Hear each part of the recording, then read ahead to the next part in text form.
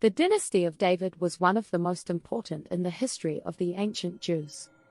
David was a king of Israel who lived about 3,000 years ago, and his dynasty reigned for about 400 years.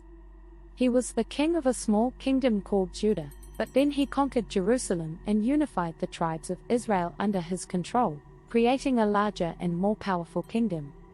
The kingdom of David was called Judah. Judah was one of the tribes of Israel, and the name of the kingdom of David comes from this tribe. According to the Bible, David was a descendant of Abraham, the father of the Jewish faith. Abraham was the father of Isaac, who in turn was the father of Jacob, whose name was changed to Israel. Israel had 12 sons, who became the progenitors of the 12 tribes of Israel. David was descended from the tribe of Judah.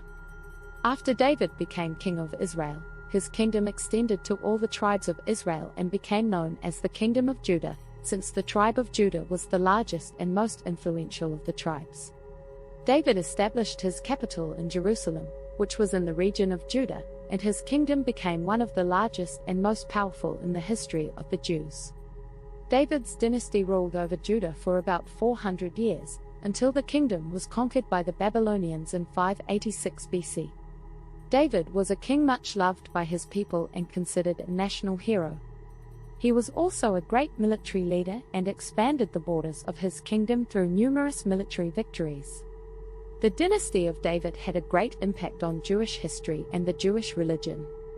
The Jewish religion is based on the Torah, and the temple in Jerusalem, which was the most important place of worship for the Jews, was built during the reign of David.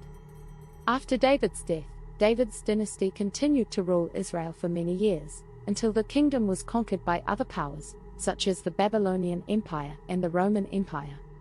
However, David's dynasty remains one of the most important and influential in the history of the Jews and the Jewish religion. Furthermore, according to the Bible, David was also a descendant of Noah through his son Shem, who was one of Noah's sons.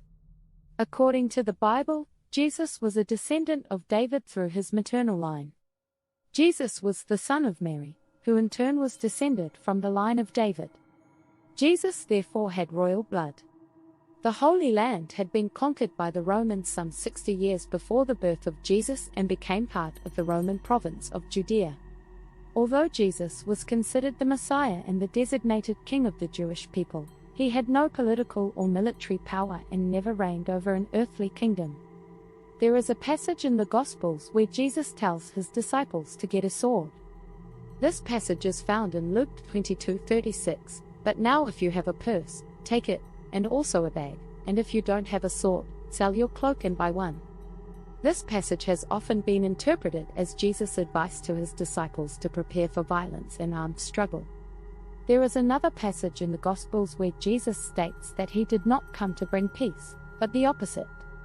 This passage is found in Matthew 10:34, "Do not think that I have come to bring peace on earth. I did not come to bring peace, but a sword." As far as I'm concerned, I am convinced that if Jesus really existed, his leadership was really intended only for the Jewish people, and the only evil he wanted to free the Jews from was the control of the Romans over his land.